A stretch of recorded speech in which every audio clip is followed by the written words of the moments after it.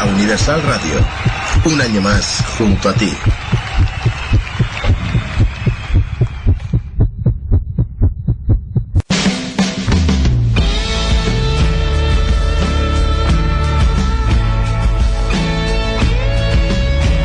Una charla distendida, un encuentro con los creadores de esa magia que solemos llamar literatura. Café entre libros, un espacio abierto a escritores y lectores.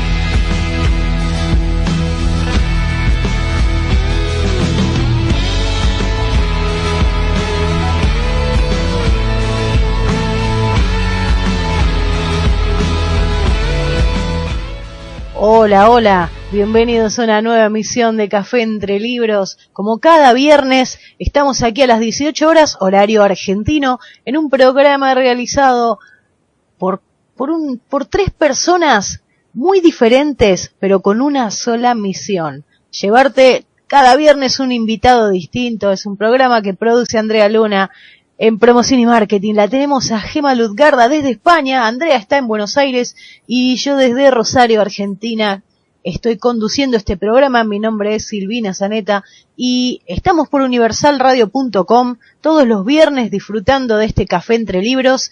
Es un gustazo estar con todos ustedes y hoy venimos para el lado de Argentina. Hoy vamos a estar hablando con un escritor que se llama Diego Furbato, pero además de escritor es corredor de seguros, o sea, una cosa nada que ver con la otra. Vamos a preguntarle después por qué Diego es apasionado lector desde muy temprana edad y él comenzó a escribir también. En los últimos años escribió tanto como más o menos 17 cuentos infantiles, 11 relatos costumbristas, algo así, ya perdimos la cuenta. Le vamos a preguntar un poco de qué se trata, pero lo importante también es que está escribiendo actualmente una saga de fantasía épica que se llama Crónicas de Kun Epolenc. Espero haberlo pronunciado bien. La primera parte de la saga, que se llama Letbring de Eumeria, fue editada en el 2013 y ya cuenta con la segunda parte, que se llama La Tierra de los Badarcos,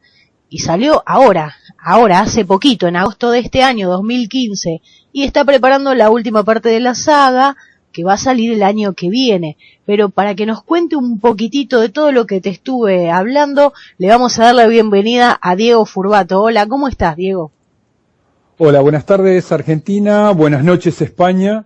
Un gusto estar con un café y entre libros. Muchísimas gracias por la nota. Un placer para nosotros contar con tu presencia.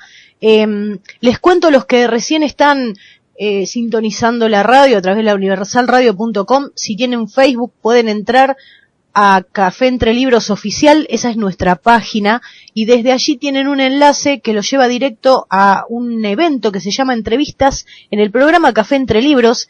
Entren a ese evento, pongan asistiré, porque es muy importante. Se van a enterar de todos los viernes, de los invitados que tenemos cada viernes, así que los invito ahora mismo a que entren a Facebook y ahí pueden dejarle preguntas y saludos a Diego. Y Diego, te cuento que ya anduvieron por el evento Dani Suárez, que dice grande Diego, Stella Vitale, felicitaciones Diego, muy feliz por vos, cariños. Por ejemplo, ellos ya estuvieron por el evento, así que los invito a los que están en escucha a que se acerquen allí. Y Diego, lo primero que quiero preguntarte es esto, porque claro, me llamó la atención cuando estaba leyendo un poco tu data. Sos corredor de seguros y además escritor. no sé, a mí eso de corredor de seguros es como muy legal, muy en frío. La escritura, ¿cómo fue surgiendo? Es la parte, es tu cable a tierra. En realidad es literal y exactamente al revés. Ajá. Mi vida es la literatura y la fantasía, y el cable a tierra es ser corredor de seguros porque de algo tengo que comer. Claro. Yo desde que recuerdo vivo el 50% de mi tiempo en un mundo fantástico. Me acuerdo de estar en el colegio y mientras el profesor explicaba, yo miraba el techo y pensaba que entraba un enemigo de los superhéroes de la década del 70 y yo peleaba y salvaba a todos mis compañeros. Y claro, pues las notas reflejaban claramente mi concentración. La realidad es que corredor de seguros es lo que me da de comer. Podría ser vendedor de fruta, abogado, trabajar en un banco, pintor. Se me dio eso en la vida, me salió lo suficientemente bien como para poder haber hecho una carrera y vivir de eso. Claro. Pero lo que realmente disfruto y lo que realmente siento es la lectura y por extensión la escritura. Y bueno, vos dijiste que vivías en tu propio mundo. ¿Qué libros, qué autores alimentaron ese mundo cuando eras pequeño? Principalmente, y el que más me marcó, no por calidad o por profundidad, sino porque fue el primero, fue Emilio Salgari con Sandokan, La Perla de la Boine.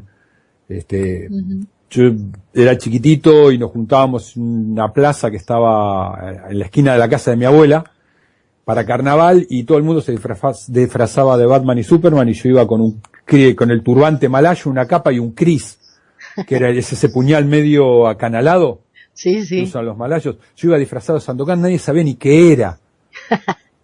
Después, ya unos cuantos años más adelante, llegó Tolkien a mi vida, y bueno, Tolkien hizo una brecha muy grande.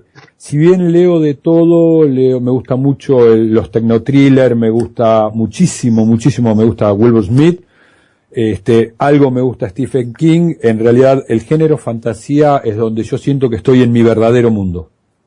Uh-huh. Sí, es interesante porque además no me dijiste, bueno, yo comencé a leer los clásicos, qué sé yo, hasta me leí Drácula. No fuiste por ese lado, fuiste un poco más a la aventura, un poco más a los clásicos, pero de un estilo diferente. No es normal que alguien te diga común, que alguien te diga, no, yo empecé leyendo Sandokan. Sí, todos leen Dostoyevsky. Todos empezaron leyendo Dostoyevsky, Shakespeare, haciendo teatro, y después se dedicaron a la fantasía. No. Yo empecé leyendo la colección Robin Hood, la amarilla, uh-huh. Bomba, El hijo de la selva, Tarzán, hasta llegué a leer Mujercitas porque no había otra cosa para leer en casa. Pero a mí me gusta y me gustaba la aventura. Es por eso que Lettrine y la saga de Cone Pulén apunta a ser un libro o una saga precisamente de eso, de aventuras y de entretenimiento. No busca dar un mensaje, no busca enseñarle nada a nadie, no pretendo que la gente lo lea y crea que con esto va a llegar. No, yo quiero que alguien se entretenga, que la pase bien, que se siente frente a un lago, frente a la playa o en el tren y se pase una estación leyendo mi libro y me diga, mira, estaba tan entretenido que yo soy feliz con eso. Claro, eso es interesante porque además, está bien, uno puede escribir y decir, a mí me gustaría que mi legado quede y que la gente vaya repitiendo alguna frase que se me ocurrió en algún momento. A ver, la lectura también es fantasía, es diversión y no por eso no deja de ser sustancial, no deja de tener algo interesante. Me parece que, no sé, solemos ir de un extremo a otro, con respecto a la literatura también. Y con respecto a este género, que por ahí no todos lo tienen tan en cuenta como deberían. A mí me parece interesante porque te abre la imaginación, o por lo menos te despierta a ese niño que lo tenés dormido ya cuando sos un poco más grande. Y mi pregunta también tiene que ver con esto. Hay muchas personas pasando los 20 años que te dicen, no, yo ese género por ahí no sé si me animo a leerlo, porque la verdad que es algo muy obvio, siempre pasa lo mismo, siempre ganan los mismos. ¿Qué tenés vos para rebatir ese argumento que te dice, no, yo ya soy grande y estoy para otras cosas? Nada, no tengo ningún argumento para rebatir. Leo otra cosa, que hay un montón de gente que tiene entre 20 y 99 que sigue leyendo fantasía. Sí, eso sí, de hecho hay. Realmente a esta altura de mi vida no pretendo que nadie deje de hacer lo que le gusta hacer. Y si es careta y dice, no, yo no voy a andar en la mano con un libro de cuento de hadas, y no lo lleves en la mano. Está bien. Yo llevé a mi hermano a ver El Imperio Contraataca. Mi hermano tenía 2 años y medio y lo llevé a ver El Imperio Contraataca porque me daba careta ir solo al cine. La siguiente fui solo y fui a ver Monster Inc. sin tener hijos chicos porque tenía 45 años. Fui a ver Monster Inc. porque me gusta Monster Inc. y me gusta ir al cine a ver las películas de dibujitos. Claro. Hay mucha gente que te desprestigia los libros de fantasía, pero sin embargo son fanáticos de la mitología griega o de la mitología nórdica y, loco, eso es fantasía. ¿Y sí? Pero como está escrita hace 4.000 o 5.000 años, tiene una jerarquía que Shakespeare en su momento fue contemporáneo. Esto en respuesta a lo que dicen, no, yo leo clásicos nada más. Sí, está bien, pero un día fue contemporáneo y un día no lo conocía ni la madre y hacía como nosotros que iba a las ferias a tratar de vender los libros. O tuvo suerte y encontró un mecenas. Pero esto de que yo no leo tal género y lo desprestigian, creo que tiene que ver, por lo menos en Argentina, con esto de ser careta y de mostrar un nivel intelectual o una fase que realmente no tenemos. Si te gusta, lo lees. Sí, ahí coincido totalmente con vos. Además, no pasa solamente eso, sucede también que aquellas personas que les gusta Tolkien o que leen este tipo de libros, por ahí son vistos como, intelectualmente es como que, no sé. Es un infantil. Claro, ¿en dónde vivís? Una cosa así. Igual se produjo un cambio generacional porque los libros de fantasía, esto de la colección Robin Hood y el género de aventuras propiamente dicho, tanto en libro como incluso en el cine, lo vivió una generación. Mis tíos leían D'Artagnan, el Tony, Nippur. Sí. Después todo eso se perdió y hubo una generación que no tuvo acceso a la historieta. Mi hija mayor conoce Asterix porque se la mostré yo, la menor no tiene idea de quién es Asterix. Claro. Y después se pegó el salto que duró como 20 años hasta que Rowling hizo Harry Potter. Y cuando Rowling hizo Harry Potter, los chicos volvieron a leer y se encontraron que después de terminar Harry Potter, muchos padres le dijeron, bueno, mirá, acá tenés El Señor de los Anillos. Y después salieron las películas y te encontraste que padres e hijos que tenían una brecha generacional muy grande podían estar hablando de un mismo género desde 2 lugares totalmente distintos del momento de lectura. Creo que ahora hemos crecido mucho en cuanto a la aceptación de la fantasía como lectura sin límite de edad. Sí, eso también es cierto. Lo que pasa es que también no tenemos que olvidarnos de algo que ayuda en cierta forma y no ayuda en otra, como es el cine. Y es un mal necesario. Claro. Yo tengo un amigo que es amigo desde que tenemos 5 años. Me abrazó, me dijo, te compro el libro, pero avísame cuando lo hagan película, porque sabes que yo no leo. Oh, no. Y hay gente que no lee, que no lo va a leer jamás, ni ese ni ningún otro. O sea, hay gente que no la saques de lo lee y la formación y el comentario del partido de fútbol del domingo, porque de ahí no sale. Y hay gente que lee, y hay gente que... A mí me encanta leer y me encanta el cine. Y cuando fui a ver la primera vez El Señor de los Anillos, estuve 50% de la película enojado, gruñendo, protestando porque lo tocó, lo cambió. Y después con el tiempo la fui aceptando. Claro. Sí. Es más, en algún momento hasta logró el cine que los personajes cambiaran la fisonomía que tenían en mi imaginación para tomar la fisonomía de la película. Pero es un mal necesario. Son muy pocas las películas que son mejores que el libro. Yo te nombraría 3 y ninguna más. Que yo haya leído, por supuesto. Bueno, y encontraste 3. Hay gente que te dice que ninguna. Sí. Hay gente que directamente te dice no, que no hay ninguna. Que nada lo supera. No, por regla general te lo diría. Te nombro estos 3 casos porque son muy, muy, muy puntuales y son los únicos que me pasó. Después lo demás, no, nunca, jamás. Claro. Porque la película, por más bien hecha que esté, es la interpretación de una persona que además está sujeta a un interés comercial.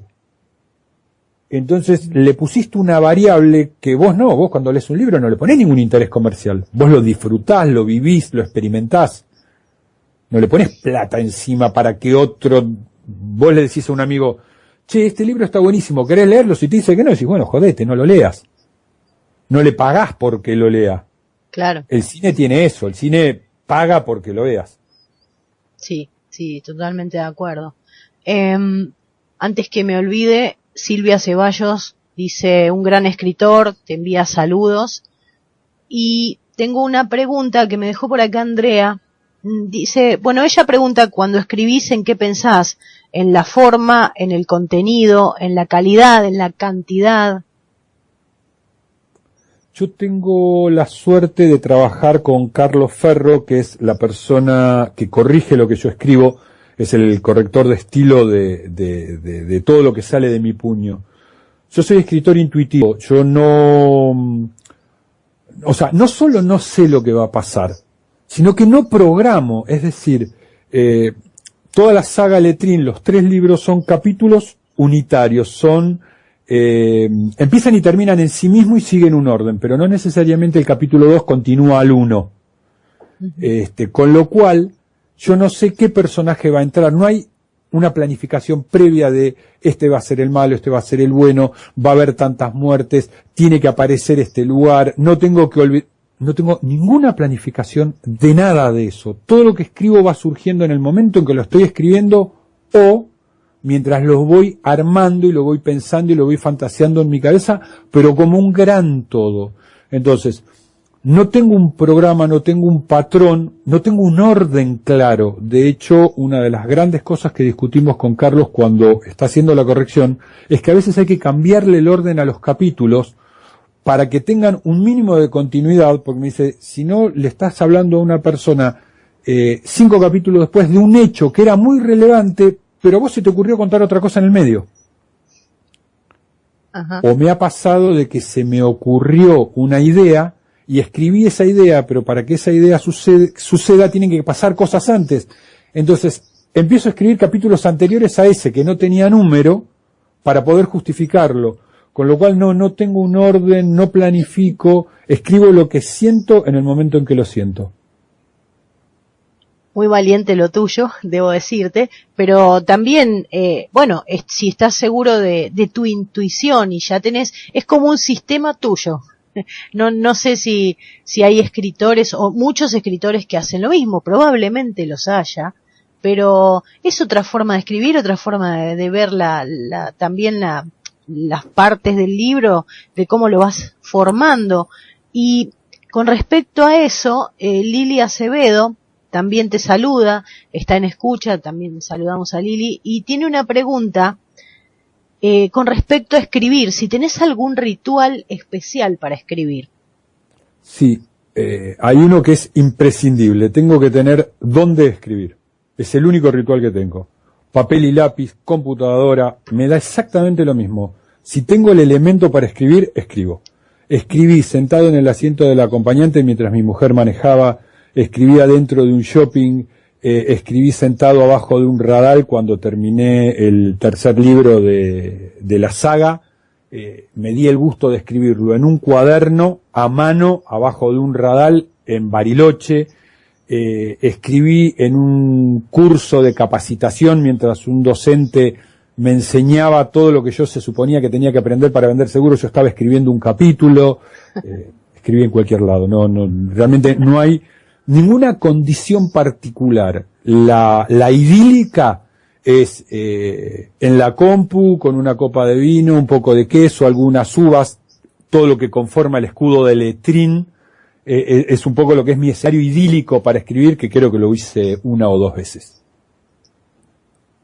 Está bien, porque además, digo, ¿no? Cuando uno tiene una idea, no sé, por lo menos a mí, yo tengo la idea, me di vuelta y se me fue la idea.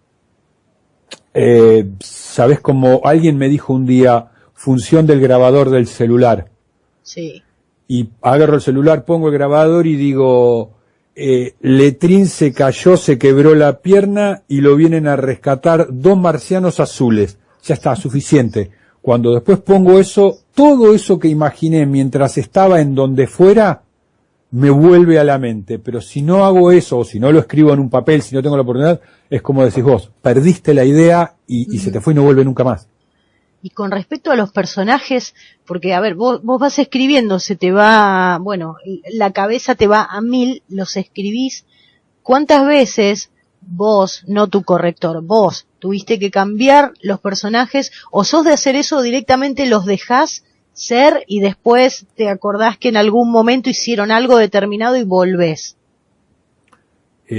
No, llevo, dentro de mi desorden y dentro de mi espontaneidad, llevo un cuaderno donde tiene cosas para no olvidar, cosas importantes. Cosas para no olvidar es, Juancito lleva un puñal en la bota. Cosas para no olvidar es, hay una trampa puesta en la segunda puerta del tercer pasillo de la galería del castillo. Porque si alguna vez vuelvo a escribir sobre eso, me tengo que acordar que eso lo describí en algún momento. Uh-huh. Y también hay una lista de personajes con una característica particular. No importa si el personaje es importante o no, porque tal vez puede crecer después. Y no he vuelto atrás a cambiar un personaje, pero sí he vuelto a cambiarle alguna característica, porque lo que iba a ser un personaje secundario creció, entonces volví a describirlo para que la gente tuviera una imagen física. Una persona que entró y dijo, la cena está servida, de pronto en el capítulo siguiente se me ocurrió que entraba y mataba a alguien. Entonces tuve que volver a donde dijo, la cena está servida, y dije, entró Pirulo que vestía de tal manera, tenía barba. Eso sí me ha sucedido de hacerlo yo mismo. Y entonces los personajes los puedes hacer crecer. Y con respecto a desaparecer personajes, suponete que, a ver, yo sin haber leído la saga, digo, bueno, a ver, en el primer libro hay como 20 personajes, en el segundo son distintos. ¿Sos de darle continuidad? ¿Hay algún personaje que vos decís, bueno, tiene que estar sí o sí en cada libro? Te voy a contestar desde otro ángulo, pero voy a dar la respuesta concreta. En realidad Letrín es una obra de 3 partes, pero es un único libro. Ajá. Pero esto me enteré después, yo no lo planifiqué como una trilogía. De hecho eran cuentos aislados que empezaron a crecer, a tener vida propia, y en un momento determinado se contó una parte de una historia y se hizo el primer libro.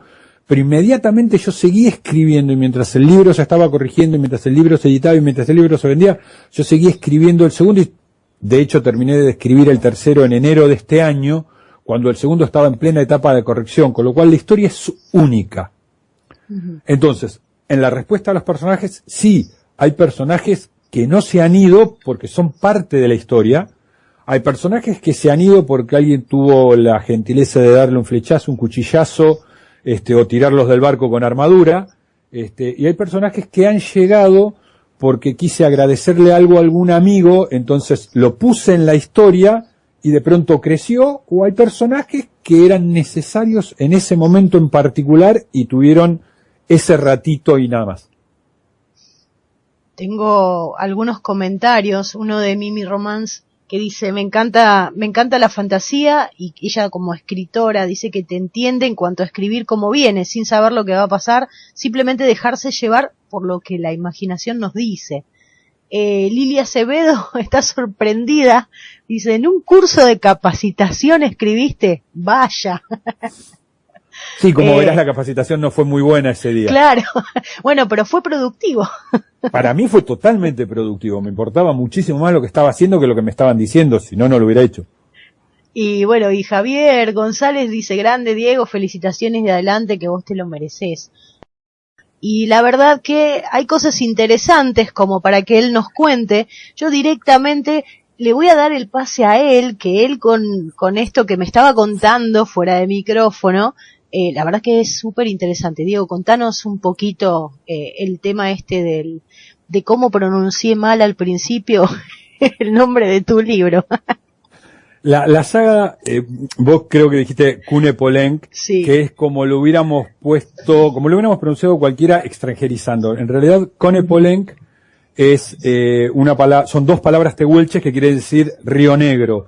Y como toda la saga está ambientada en la Patagonia y el Río Negro es uno de los ríos, junto con el Colorado, más importantes que marcan el límite de la Patagonia, por eso la saga se llama así.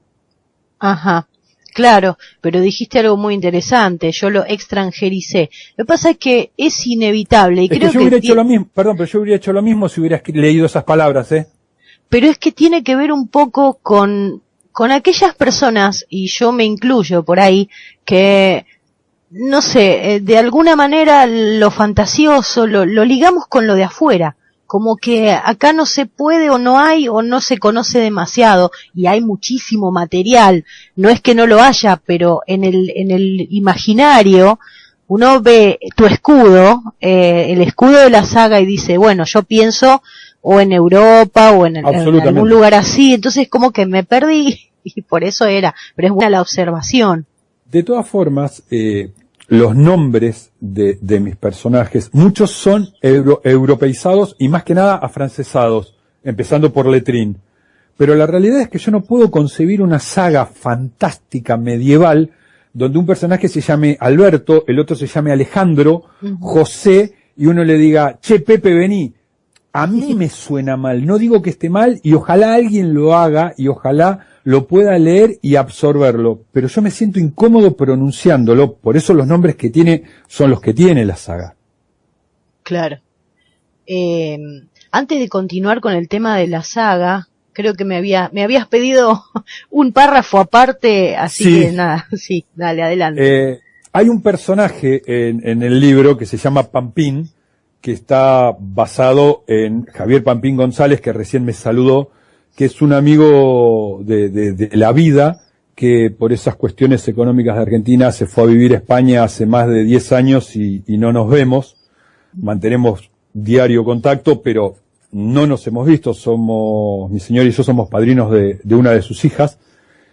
Y hay un personaje en honor a él, pero Javier también lee los manuscritos y también hace su pequeño aporte correctivo, aunque a veces me los hace medio en gallego, él también hace su aporte y quería darle un saludo muy especial en la amistad que seguimos teniendo a pesar de la distancia y el tiempo. Bueno, y Andrea acá nos pregunta, ¿por qué crees que los argentinos despertamos a la fantasía medieval o al gusto en general por lo medieval, siendo que aquí no tuvimos Edad Media, es más, ni siquiera tuvimos, o sea, nada que se le parezca? Y creo que es casualmente por eso, porque no lo tuvimos. Creo que la realidad es esa, porque no lo tuvimos. Si nosotros hubiéramos tenido una historia donde los aborígenes de nuestro territorio hubieran construido como los incas, como los aztecas o como los mayas, y hubieran guerreado y hubieran habido conquistas y hubieran desarrollado armas y hubieran tenido espadas en vez de vivir en tolderías, y probablemente tendríamos nuestra propia historia medieval. La realidad es que no la tenemos. Y como no la tenemos, y el cine y los libros de chicos nos inundaron de la fantasía medieval europea, es que la pensamos y la vivimos así. Creo que esa es la realidad. Claro. O al menos la mía. Sí, porque bueno, acá Andrea dice, porque que se ha dado de golpe en los últimos años el tema incluso de los escritores que toman esa temática, los escritores de aquí, y la pregunta de ella es ¿cuál es el encanto de lo medieval? Y depende, si fuera mujer te diría el encanto del medieval es subirte en una torre y que venga el caballero andante, perfecto, inmaculado, impoluto. A mí lo que me gusta de lo medieval es que es terriblemente crudo y que es al pan y al vino, o sea, si bien adentro de una corte medieval hay una intriga palaciega tal cual hay en el Senado de Roma o tal cual hay en el Senado de nuestro propio Congreso, para el resto del mundo, para el hombre simple, la vida es extremadamente sencilla. Me levanto en la mañana, trabajo, me acuesto y me duermo. Y es algo que nosotros no estamos preparados para concebirlos, por lo menos los que vivimos en las ciudades donde tenés consumismo, un montón de explosión mediática. Entonces, tal vez eso es lo que lo hace tentador. Y tal vez por eso, y sumado a que ahora en el cine se puso de moda con la versión de Blancanieves, la versión de Maléfica, Señor de los Anillos, bla, bla, bla, bla, bla, Juego de Trono, y bueno, entonces todos hacemos lo mismo. O claro, mucha gente que ya lo venía haciendo, lo sacó del cajón y lo puso sobre la mesa. Claro, sí, es cierto. Mimi Romance dice que, bueno, opina lo mismo lo mismo que vos dijiste con respecto a los nombres de los personajes en fantasía. Y yo me quedé pensando, claro, vos lo que decías con respecto a no encontrar cierta civilización o cultura o algo similar aquí, me quedé pensando en este último tiempo con el revisionismo histórico, el tema de ver a determinados personajes o pueblos autóctonos como los héroes, o revertir eso de que el indio era malo y que el blanco era bueno, que no precisamente desde el punto de vista hollywoodense, no, porque ese directamente no lo tomo ni en cuenta, pero ¿qué pensás con respecto a eso? ¿Pensás que por ahí se puede llegar a escribir o hacer aventuras o historias basadas en los héroes o los personajes de los pueblos originarios? ¿Es posible? ¿Engancharía a la gente? Sí, yo creo que es posible. No sé si engancharía. El Martín Fierro, la segunda parte del Martín Fierro está contada desde el lugar del indio, y a mí particularmente me encanta. Ahora, yo no sé a cuánta gente le puede resultar eso interesante. Tal vez a la gente le gusta más una espada de metal forjada con una buena dosis de magia y hechicería, y no vivir la descripción de la miseria con la cual vivía el indio después que le quitaron los territorios en donde podía vivir mucho más cómodo y donde la caza y los cultivos, o la caza y la recolección, era mucho más fácil. Claro. Yo creo que alguien podría encontrarle la vuelta y hacerlo. A su manera Liliana Bodoc lo hizo. Y sin ser extremadamente directa, dio a entender claramente de qué se trataba la cosa y a qué se refería. Y lo contó poniéndole un poco de magia y un poco de historia. Claro. Sí, bueno. Pero nos faltan los castillos, nos faltan las espadas, sí. El caballo llega tarde. Sí. Y nos falta la escritura, porque en definitiva muchos de los relatos fueron relatos orales de cosas que pasaron, pero se empezaron a escribir, y acá no había quien lo escribiera, y el relato oral acá se exterminó, y recién, como dijiste vos, se está empezando a revalidar o a reconsiderar la tradición histórica de nuestro territorio. Sí. Bueno, y la pregunta de Andrea es ¿cuánto de culpa inherente hay entonces? Se refiere a la idea de no contar nada sobre los originarios. No sé si hay culpa, hay gente que ni siquiera lo considera, y por ejemplo, en la saga de Cone Polenc, que se desarrolla en la Patagonia, pero en la Patagonia como territorio imaginario, es decir, en vez de inventar un mapa, agarré uno que ya estaba inventado y lo utilicé. Y aproveché un montón de recursos y un montón de cosas que tiene la Patagonia, que para mí son fantásticas y maravillosas, y principalmente porque el frío está en el sur y no en el norte, como en todos los relatos fantásticos americanos o europeos, pero no me metí con el tema de la conquista. De hecho, para evitarlo, la historia empieza 2000 años después que gente de Old World llegó a este territorio imaginario que tiene la forma geográfica de la Patagonia. Pero no porque tenga culpa de lo que hayan hecho, porque en definitiva yo no lo hice, y tampoco lo hizo mi tío, y si nos remontamos a la cuestión de culpa, los romanos invadieron casi toda Europa, después vinieron los bárbaros que la recuperaron, Alejandro Magno conquistó más de la mitad del mundo, Atila lo hizo por su lado. Entonces, la historia en Europa, al igual que la historia en América, se hizo en base a conquista y ocupación. Y siempre gana el que tiene el arma más poderosa, el que tiene el ejército más fuerte o el ejército más disciplinado.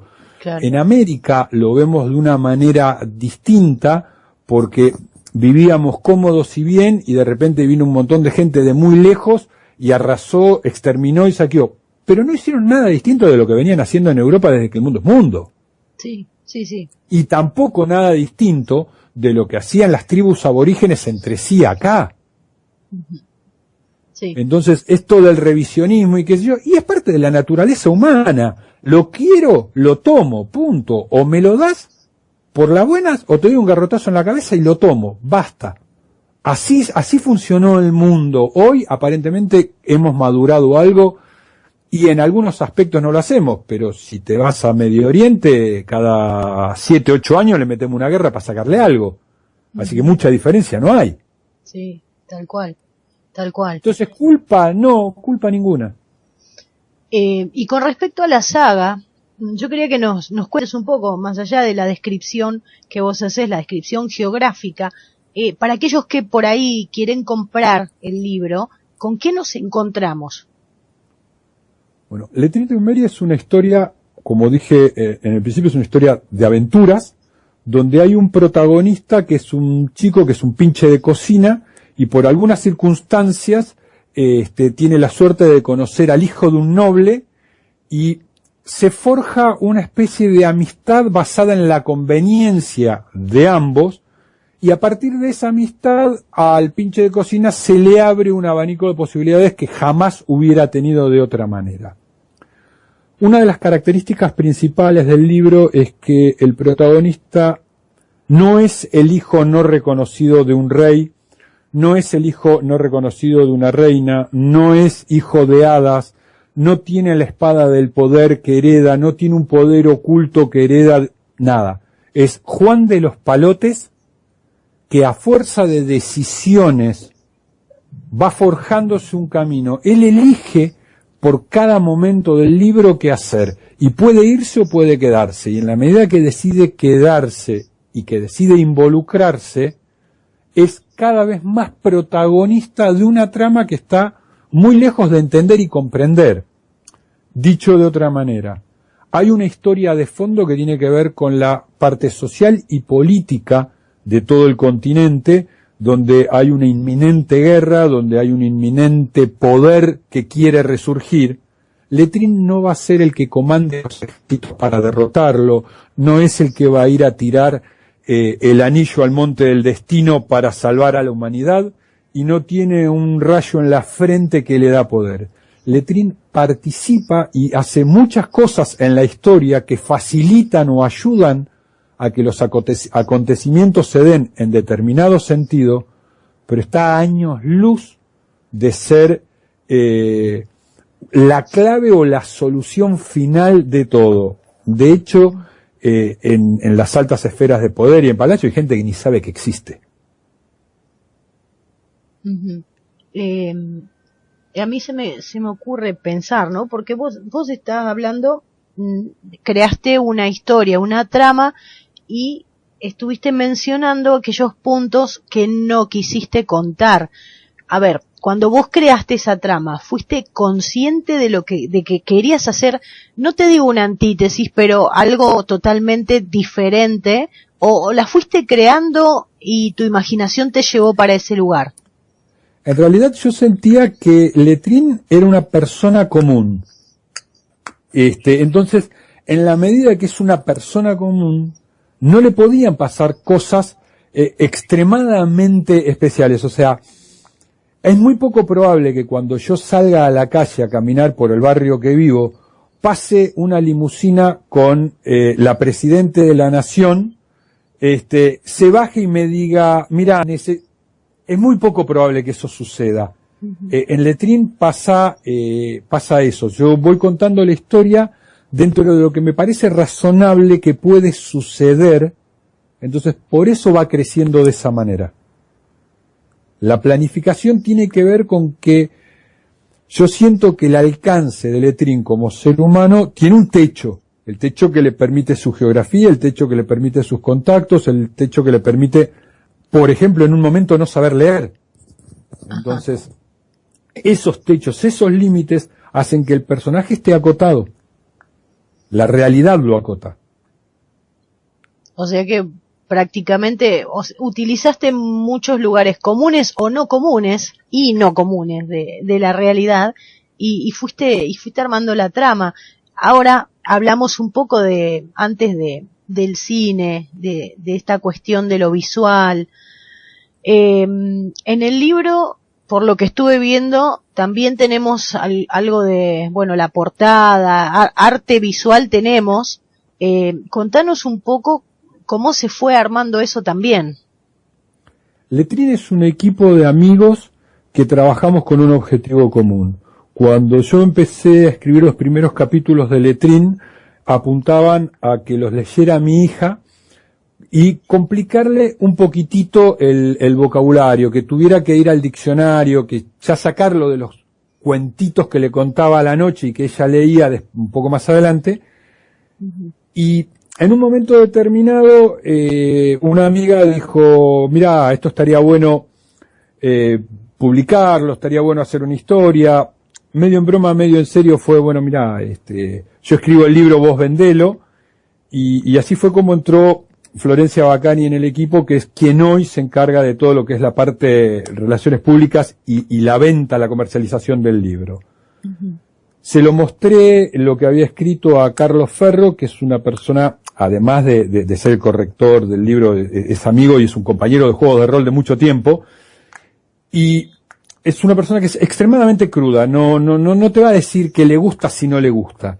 Y cuando leyó los 3 primeros capítulos me dijo, sí, puede andar, hay que retocar algunas cosas. Y ahí es donde entra Álvaro Barros, que es el ilustrador. Le conté el proyecto, le dije lo que quería, le mandé algunos capítulos para que ilustrara y le digo, mirá, me gustaría que tomaras lo que para mí es el ambiente ideal de escribir, que es una copa de vino, un poco de uva, queso y la computadora, y que con eso me hagas un escudo medieval para poder identificarnos como equipo. De ahí sale el escudo con el casco, las parras a los costados, el racimo de uva, el pergamino y la pluma. Entonces Álvaro continuó haciendo toda la parte visual, también es el que hace la tapa del segundo libro. Cuando se decidió la tapa del primer libro, yo tenía muy identificado con el proyecto y con la historia el escudo de Letrín, y Álvaro quería hacer algo mucho más artístico, algo que realmente fuera más amplio, pero yo necesitaba que lo que era nuestra imagen de trabajo estuviera plasmado en la tapa del primer libro.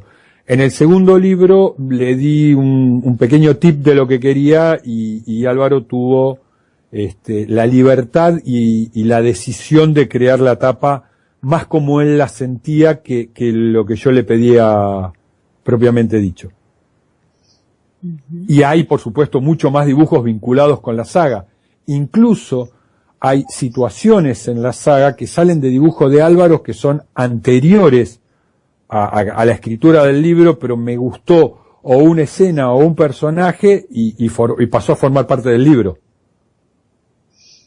Bien, y bueno, tengo un par de comentarios de Gema que también está por ahí por España, que tenía que ver un poco con lo que veníamos hablando de las versiones del cine, de los libros cuando los convierten en película, y con respecto a los pueblos originarios, porque ella dice que para ella la versión que hicieron de, bueno, Bailando con Lobos, que es Danza con Lobos aquí en Argentina, Dice, para mi entender fue una obra maestra y es la única película western que he podido ver entera. Dice que me ha emocionado, quizás por su versión más realista de lo que sucedió entonces. Así que por supuesto, dice que le encantaría y que le atraparía esa literatura, esa verdad contada desde el lado de los pueblos originarios del continente americano. O sea que ahí tenés un poco lo que hablábamos. Ellos que por ahí están rodeados de castillo y de cultura, claro, mucha cultura distinta. Claro. Vos fíjate que Hollywood ya se adelantó un poco a esto y ya hizo Avatar. Ajá. Avatar no es ni más ni menos que un western contado desde el lado de los indios. Claro. Sí, es cierto. Digamos que salió un poco del western tradicional, pero sí, es cierto. Pero bueno, también contesta un poco lo que veníamos hablando, es la curiosidad y el no vivir en ese entorno, ni siquiera conocerlo demasiado, y la fascinación por una cultura completamente distinta. Tal cual. Diego, te cuento, ya se nos terminó el programa, así, se nos voló el programa. Yo quiero seguir hablando con vos, pero es imposible por el tiempo, pero lo que sí voy a pedirte es que nos cuentes un poco dónde podemos conseguir tus libros. Los libros se pueden conseguir a través de la página web que es www.eumeria.com.ar.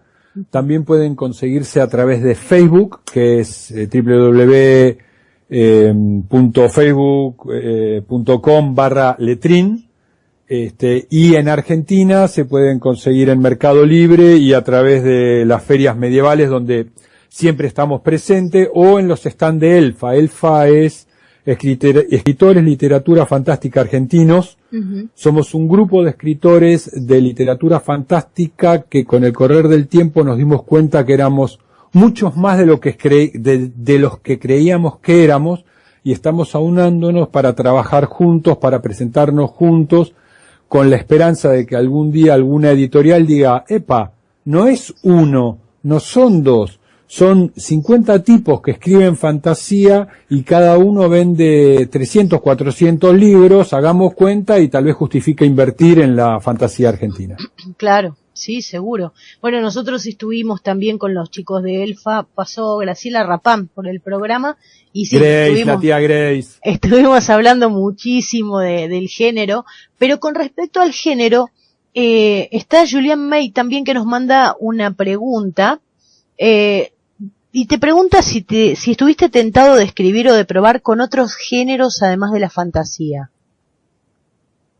Sí, escribí relatos costumbristas con un corte humorístico, escribí relatos infantiles, pero sí dentro del corte de la fantasía, y tengo ganas de hacer algo de ciencia ficción.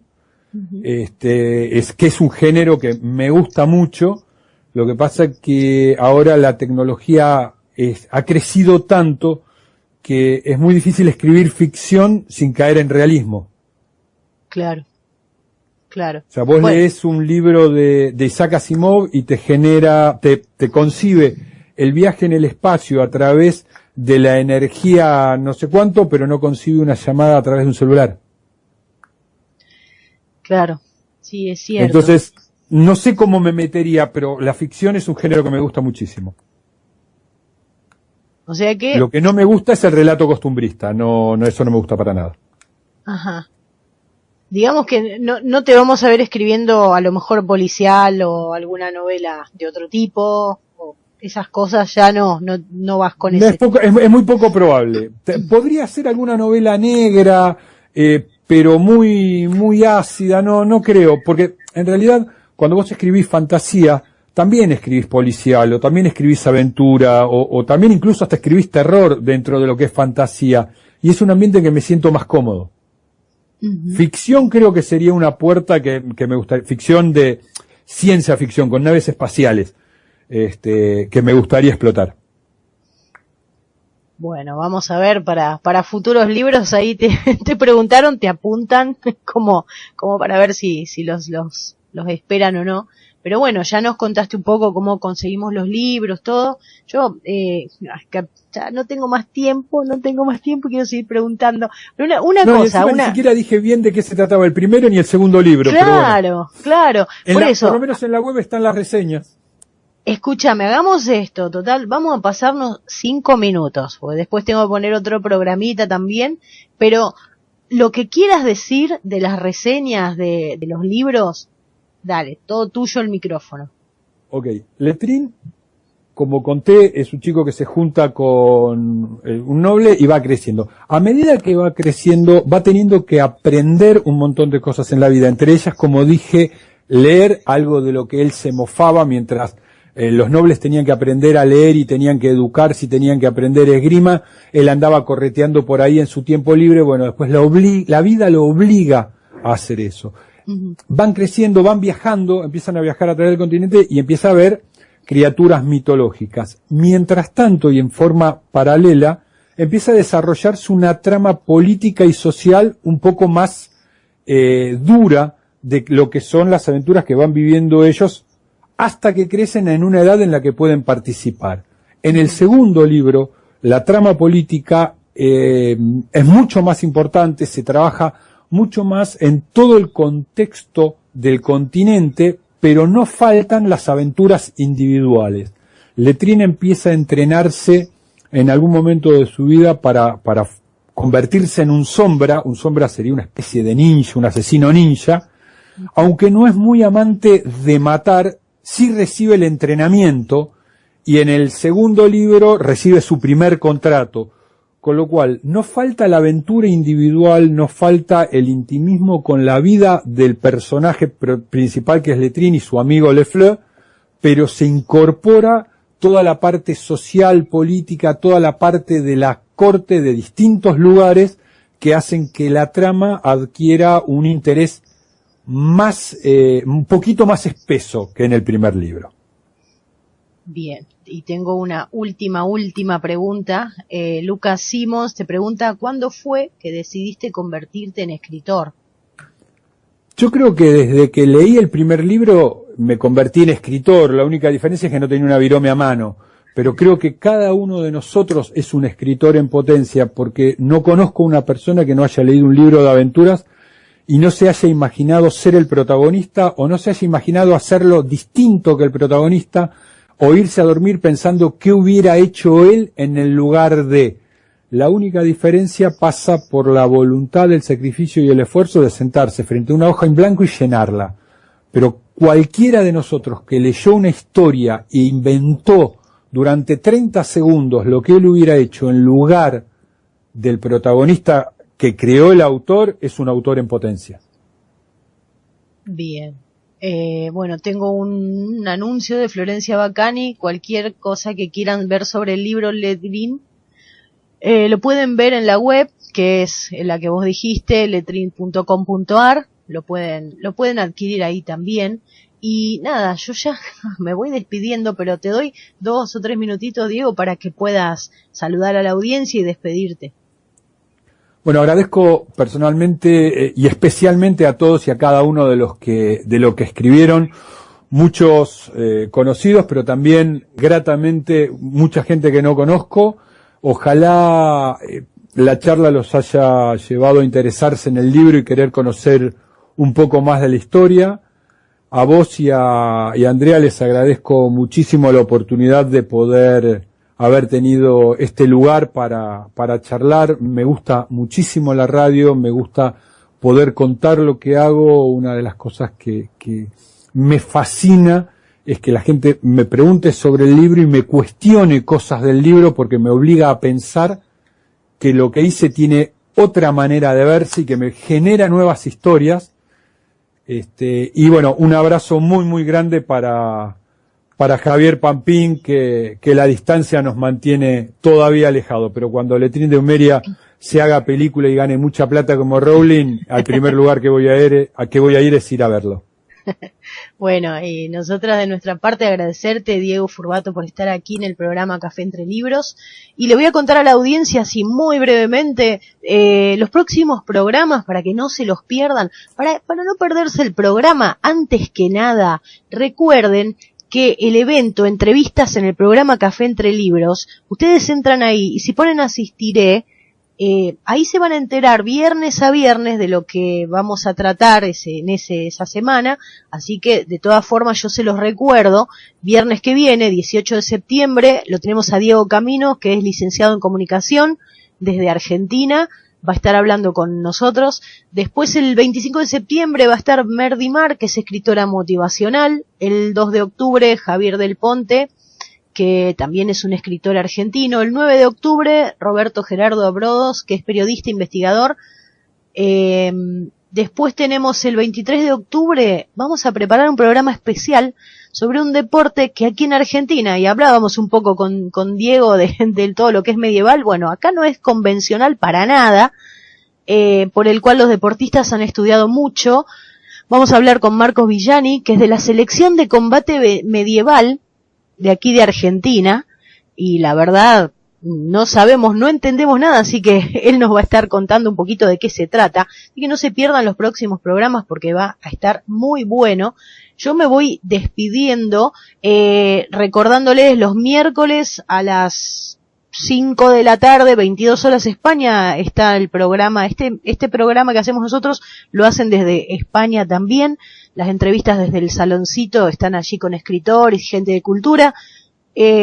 Recuerden pasar por la página Café Entre Libros Oficial, nos dejan un me gusta, se enteran de todas las novedades. Los programas los grabamos y los subimos también, así que si se perdieron alguno pueden entrar allí. Tenemos desde launiversalradio.com toda la información, la radio está a las 24 horas y también recuerden que hay una página especial, una sección que se llama Tu Revista, también tienen una revista online desde allí.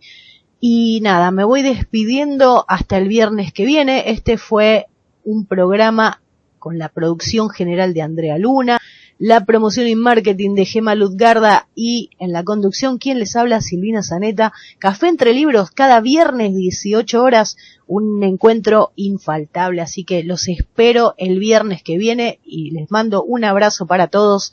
Chau, chau.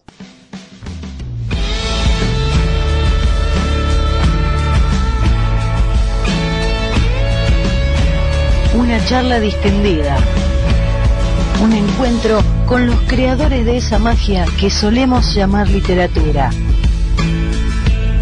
Café Entre Libros, un espacio abierto a escritores y lectores.